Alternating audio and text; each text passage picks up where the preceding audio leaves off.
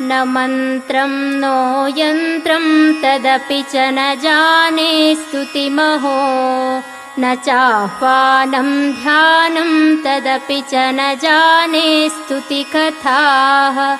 न जाने मुद्रास्ते तदपि च न जाने विलपनं परं जाने मातस्त्वदनुसरणं क्लेशहरणम् विधेरज्ञानेन द्रविणविरहेणालसतया विधेया शक्यत्वात् तव चरणयोर्याच्युतिरभूत् तदेतत् क्षन्तव्यं जननि सकलोद्धारिणि शिवे कुपुत्रो जायेत क्वचिदपि कुमाता न भवति।